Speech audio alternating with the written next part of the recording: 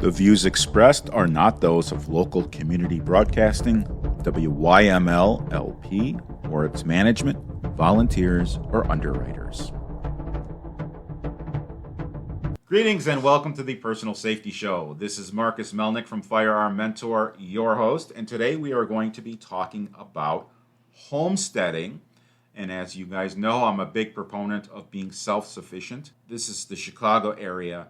The reality is a disaster is going to occur every year, multiple times a year, and that disaster is going to be an ice storm or a snowstorm or a loss of power or a loss of utilities. That's what happens the most. And I'm here with Tiffany Hinton, who is an expert in homesteading. Tiffany, welcome to the show. Thank you, Marcus. Super excited to be here. I've never really heard the term homesteading. I've heard being a prepper. I call myself a quiet prepper because I don't advertise it. And my family thought I was absolutely nuts during the pandemic. I went to Dick's Sporting Goods. I bought all the camping food I could get, add water to it, which we haven't opened. Part of my family, extended family, ran out of toilet paper. People teased, "Oh, we had so much toilet paper." Yeah, did your parents run out? Yeah. Did they get ours? A big, huge case of it? Yeah. Well, I saved the day. I saved their rear end and I saved the day. So can you explain what homesteading is? Homesteading and preps end up in similar categories. I believe homesteading started hundreds of thousands of years ago. It's where you are self-sufficient. You kind of have your own utopia. You create, you cook, you grow everything you need for your home. If we think about it, and this is me going back because I was raised by one of my grandmothers who lived through the Depression.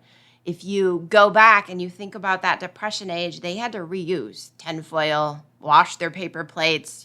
I mean, it's not that extreme, but it was in certain places. And so when you think about modern day homesteading, the idea is that what are you able to create, grow, or produce for yourself that you don't necessarily have to purchase from some other source? And so whether that's food, vegetables, produce, fruit, or that is meat, being chickens, rabbits, eggs, or in some instances, we make our own lotion, our own soaps. A lot of people don't realize that. Bath salts. My girls are learning how to do even like herbal remedies, medicinals, so we don't necessarily have to go buy cough syrup anymore. There's a lot that you can learn how to do to become self-sufficient.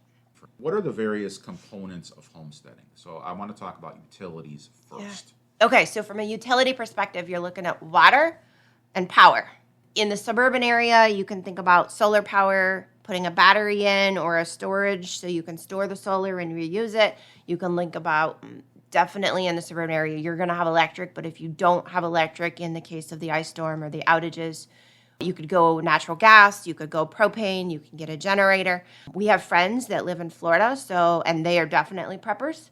They have solar-powered generators, so he can power his house for 24 hours on one solar battery, and then while that one is out recharging under the sunlight, they use it to do a lot of different stuff. So there are even these solar-powered generators on the market now. And then if you think about off-the-grid power, there is the wind, but a lot of the wind generators are pricey, and you got to have space because they're super big, most of them. In Florida, they're preparing for hurricanes. Correct.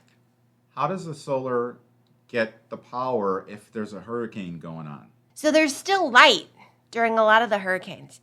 Even in Chicago in the winter, you're like, okay, how is your solar power, right? Yeah, you might have to get up and push the snow off, but even though it's cloudy, there's still light and you're still generating power through your solar panels, even on a cloudy day. As I got a tour of the homestead, I see that there's some redundancies. I see that there's solar panels and a generator. Mm-hmm. Why the redundancy? The redundancy for us personally is first, if electric goes out, we're going to back up immediately to gas. So we're going to go off natural gas, which in Chicago is NICOR. And then if for some reason we end up, which cross our fingers has never happened yet that we've lived here, with no electric and no gas, then our next course of action is to go off the solar. Otherwise, our solar compensates for our electric. It cut our electric bill by 70%. So what is a normal electric bill for you now? Now, it's about $130. Previously, we have a dual zone house, plus we have all the outbuildings. So you got to think like you're basically have ComEd for 3 houses. So Right. it was between $750 on a good month and over $1,000 on a bad month before the solar panels. Wow. Okay, so the next utility, if I stick on this path, is water. And when you're thinking about homesteading, you probably want a well to start with and a pump. You can run a well pump off of wind. You can run a well pump off of man-made shoulder power, right? Pumping it with your arm the good old-fashioned way. We run our pump off electric, which is another reason we need multiple ways of backup, because if we have no power coming into the house, we have no water coming through the faucets from the well. The other thing you can do, though, for water is you can use rain barrels, which I always do anyway for outdoor stuff, feeding animals. And you could even take the rain barrels if you don't have a well and you don't have city water, and you can filter those. And there's a lot of different filters on the market. There's even filters that are the size of a water bottle where you can go get, pond water, lake water, and it'll filter it for you to drink. And there's tablets you can get now, you can store. That's easy to do with rainwater. I know when I was giving Marcus the tour, we talked about the Cook County Reclamation. They have really low-cost rain barrels you can buy, and they do free delivery every spring. When we talk about water, it's kind of funny. During the pandemic, I stocked up on all sorts of emergency supplies, including life straws, which are those filtered. You go to a disgusting pond, you stick the straw in, and it filters it for you, and you can drink.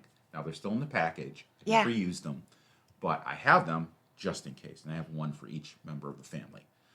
Plus, so that when my children lose it, I An get extra another one. Yeah, exactly. I like it. I'm trying to plan ahead. The other thing with those, though, that comes to mind is I do a lot of hiking.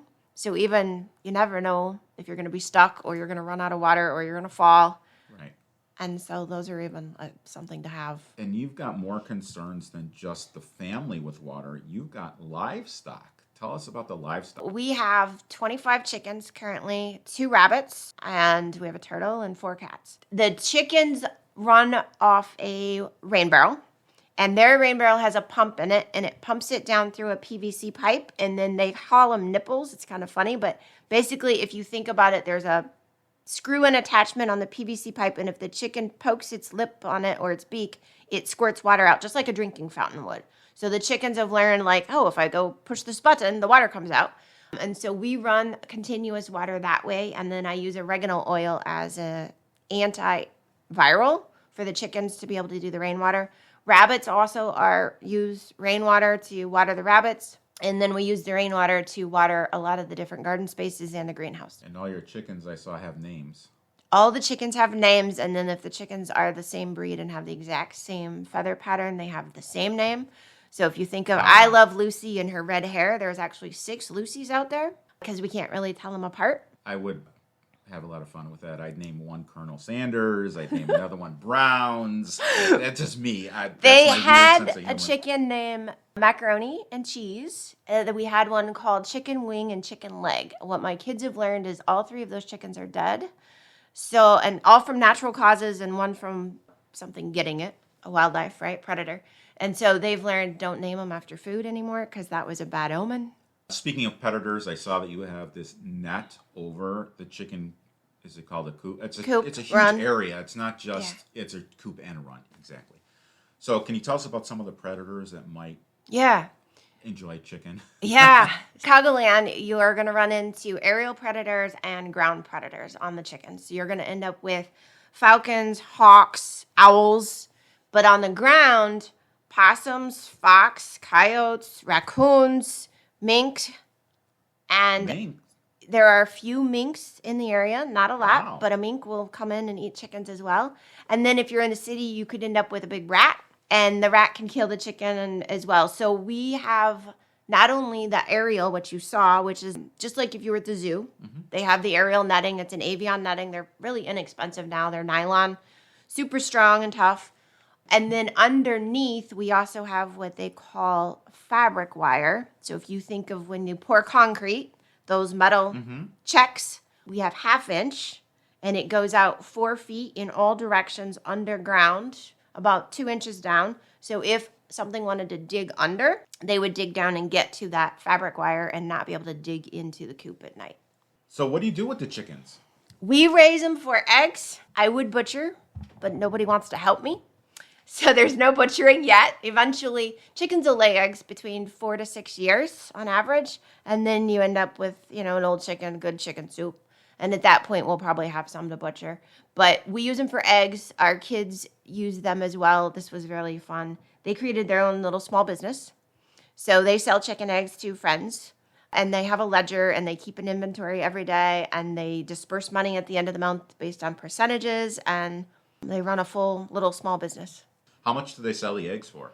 50 cents an egg, so $6 a dozen. Okay. They're organic. What makes an egg organic? It's what you feed the chicken, to be honest. I mean, if you think about how the egg is produced, the chicken lays an egg every 26 hours, and it's produced based on what the chicken eats. And so our chickens are not vaccinated. We choose to use essential oils in their water and in their food as their supplements. And then we give them organic, for the most part, food to eat. So they eat weeds from the garden, weeds from the yard. They get boonworms or soldier flies every day.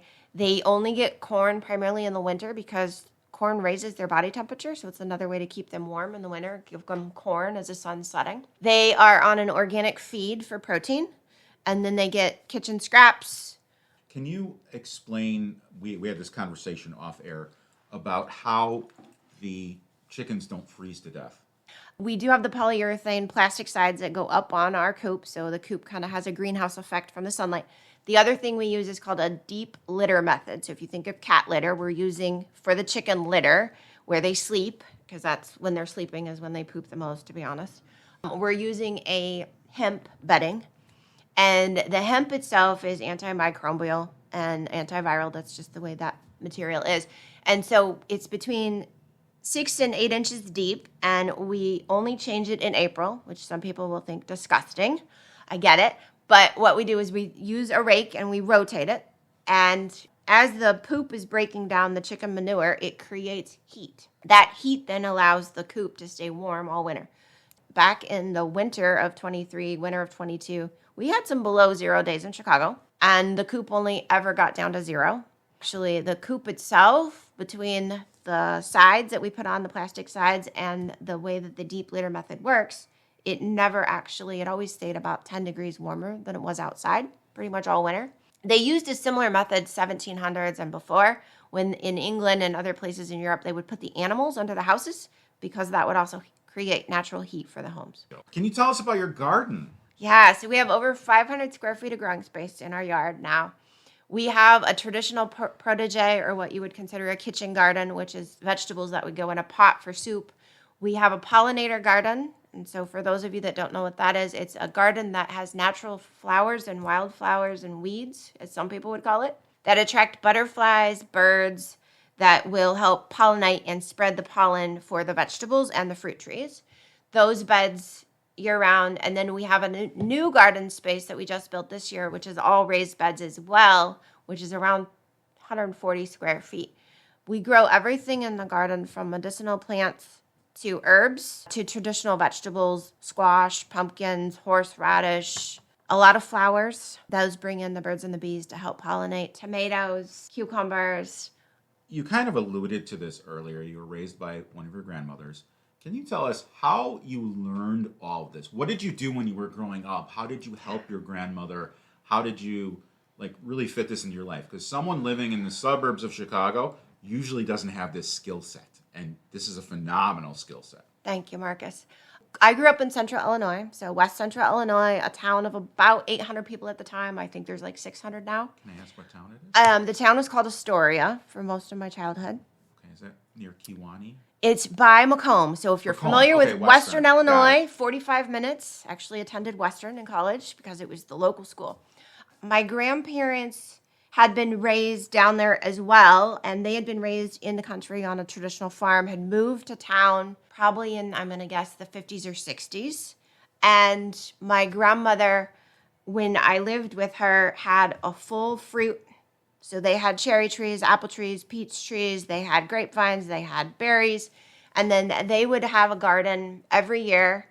And she had chickens when I was younger, and a donkey at one point, and a goat. My grandmother that I lived with the most had 8 children, and so I had 52 first cousins. Wow. Wow. And I will tell you, most of us lived with her at one point in our life for one reason or another. I was probably one of the few that lived there the longest. And she always had chores and you got to pick. So it was either, yard work, housework, kitchen work. Like that was how she ran her house. And I picked kitchen. Why? I don't know, but it served me very well. So that meant I had to help bring in the produce, take care of the produce, cook meals. But if you were cooking, I think this is part of the reason I always picked this. I didn't have to wash toilets and I never had to do dishes because those were other people. So I learned a lot of taking care and growing vegetables from my grandmother, along with using those, which I think during the pandemic or in an ice storm or any time where you can't get to the grocery store, my husband will tell you, Tiffany can cook from whatever she finds in the freezer or the fridge, and you have a full meal and you don't know where the food came from. Did your family hunt growing up? We did. So probably by 6th grade, I knew how to hunt and I also knew how to butcher. And so knowing where different components of meat come from on the body, knowing how to skin something and how to put meat up or to dry it was also part of my upbringing. Why would you come to Chicago? I wanted out. So went and got a degree in computer science because you couldn't get a job on a farm back then as a computer engineer. Right. So the last couple of years we've had this pandemic. And how did that change your perspective or how did that grow your homesteading activities? I'm going to go back a little bit for you. Prior to the pandemic, I was running a gut health coaching business, private client, traveling, doing speaking engagements as a certified functional medicine coach and gut health practitioner. Pandemic happened, all the in-person events were canceled. People didn't have necessarily time to care about their gut health because they were worried about their overall health. Right. And I needed to, myself, kind of reshift and focus. What it did for me, though, personally, is I had a lot of time on my hands. I had a lot of time to sit in our yard and just envision what it could become. I spent a lot of time listening to other podcasts, doing garden work, because we had our garden back then, our main garden.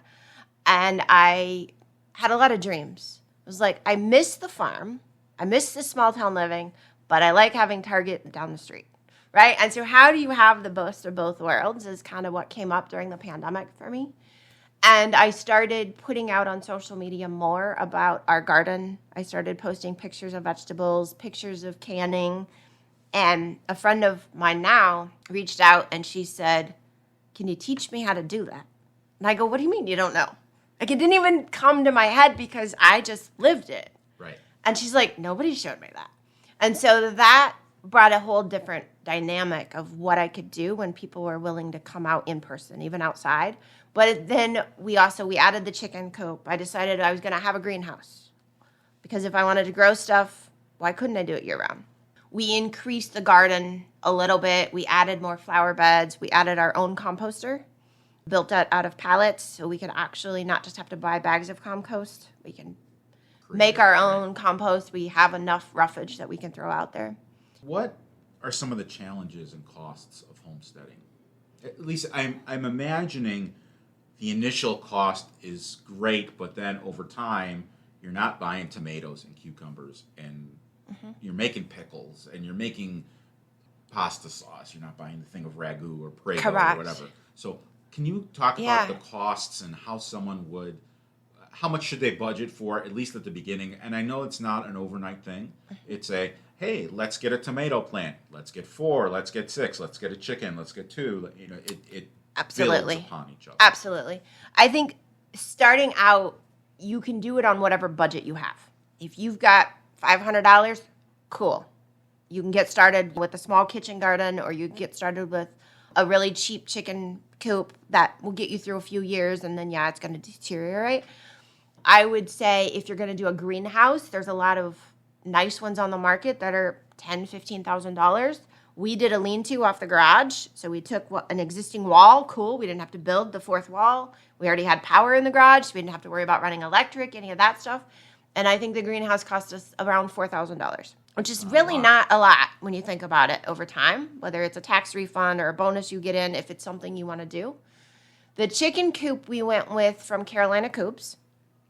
They're a company that I loved seeing them blossom during the pandemic themselves. It's a family-run business, and it's like a prefab kind of. You don't have to cut the wood. It comes pre-cut. You just got to screw it together, and it comes with instructions. We're very much like Lego, right? Fit the Legos together, and you're good to go. They have different size packages. You can get a chicken coop for a couple $1,000s. You can get a chicken coop at your local Farm and Fleet or Blaine's for $500. The one we went with was closer to $5,200. It did come with the polycarbonate sides for the winter. We have opening windows. We've got the fabric wire for instead of chicken wire, so it's smaller, so I get less predators going in and out. It came actually with the watering system we use, so it had some upgrades. It's got a metal roof. Our chicken coop, and you think right around $5,000, right? It's going to probably last 20 years, just because of the construction and the material that was used. Interesting. And I can just see your husband Will out there building it, and everyone looking at him like Evan Almighty, who's building the ark. That's kind of what. like, what are you doing? That's my sense of humor. That's what my brain wants. That's an interesting dynamic too, because I at first was really concerned about what are the neighbors going to think. We're in what would be considered one of the affluent communities in the north suburbs, and we have larger lots, and a lot of the neighbors got their manicured lawn. It looks really nice. And I was like, are they going to care that we have chickens? And the one neighbor that I was the most concerned about is a retired person who lives very close to us, and they spend a lot of time watching the neighborhood and talking to the city, and I was really concerned. And she actually came over and she said, I just love to sit and watch the chickens. You've brought me the best entertainment. And I was like, oh, phew. Wow. Yeah, you usually don't. Adversity comes when you don't expect it. Exactly. Or from people you don't expect. And now whenever she's got her grandkids in town or other people, she always knocks on the door and says, can I show them the chickens? Cool. And I'm like, absolutely. So I did mention outside when I worked for a police department, a rooster was captured and put right next to my office. And for 3 weeks, all I heard him was the wake-up call all throughout the day. Do they disturb anyone? Do they make a lot of noise? Do they interrupt sleep? I would say depending on the breed of the rooster, yes. We ended up accidentally with 4 roosters because when you buy silky chickens, so silkies, for those of you that are listening, are the dwarf chickens that look like rabbits. It's kind of funny. In the 1800s, the circus told people that they're a rabbit chicken mix, and there's stories about people paying to see this It's like the rabbit whole chicken. Easter thing. But it's actually a breed of chicken from Japan. So they look like they have hair instead of feathers, and they're about 6-8 inches tall. So our roosters are these littler ones, and they almost sound like a squeaky toy through the house. They're not very loud. We got them on accident because when those baby chicks are born, they're too small to sex, so you don't know what you're getting. You just get a whatever. And so we ended up with roosters that we didn't intend to have. So if someone has a hen, do you need a rooster so that they lay eggs? No. A hen will start laying eggs between 4 months old and 7 months old, depending on breed. And then again, the size of the egg is dependent on breed. So you can get large eggs down to small eggs down to dwarf eggs. So think pigeon egg at dwarf size. The rooster is primarily there if you want fertilized eggs, so if you want to reproduce chickens without having to purchase new stock, or you need a rooster for predator. A rooster itself will make itself be the one that goes out and like self-sacrifices if there is a predator. And so considering that we did lose a hen to a possum a year ago, I'm okay right now. Having a few roosters is like, hey, we got some backup if the possum comes back. So you did mention that you teach others how to homestead. If someone wanted to learn how to homestead, how would they, through you, how would they do that? I would say first and foremost, I've got free stuff on YouTube. They can check out that. We've got free resources out there as well, other places. But the other thing that I love to do is I love to do classes. And so we always kind of have some of that stuff available as well. So what's the name of your YouTube channel? YouTube channel is just my name. So just look up Tiffany Hinton. Hinton. What topics do you cover with your YouTube channel? With our YouTube channel, we have, and I have a podcast as well, which is where the YouTube channel gets fed. So it's about gardening, homesteading, gut health on occasion, and intuitions. Can you explain how someone will put together a class? I'm going to use the example because I did this for Girl Scouts for 2 of them this year already, which I love. If somebody's got a Girl Scout troop or a Boy Scout troop, come on out. We'll do a donation. So what we did for them is we talked about what they wanted to learn. Did they want to learn about seeding? right? And getting seeds started and figuring that out? Or did they want to learn about actual medicinals and how to use stuff once it's growing to then create teas, herbal teas, or to create bath products? And so I've done both. But if they're interested in doing a class, have them reach out, tell me what you're interested in learning, and then we build the curriculum around it. I homeschooled for a while during the pandemic, so I have a lot of different cool resources that we tap into. What I normally do is we do hands-on training. That would include a class, some graph paper if you're learning how to do the bedding and how to lay it out, learn about what different plants grow in your area for your zones. So zones are based on temperatures across the US. And then when is the month you want to start them? How do you take care of them? How much water do they need? We could do soil composition. I do that a lot with kids as well. How do you get the right soil so you don't have to just go buy a bag at the local hardware store? What final thoughts can you offer to our listeners about homesteading, about how they can learn and about how they can contact you? Start small. Don't let it scare you ever.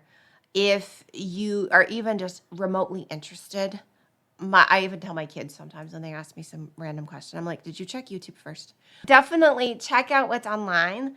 Homesteading is the new thing.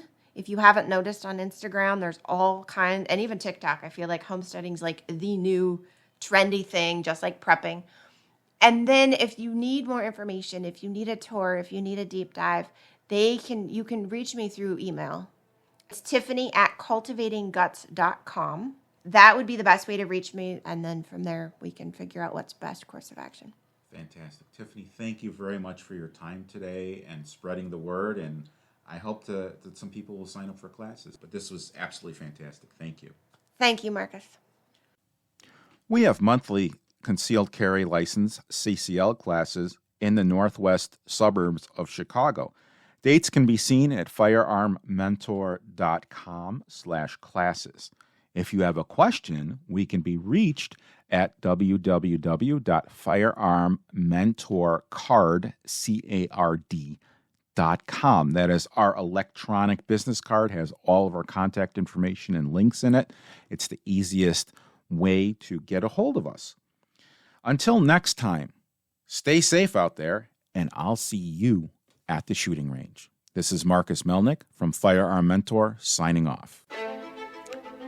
The views expressed are not those of local community broadcasting, WYML LP, or its management, volunteers, or underwriters.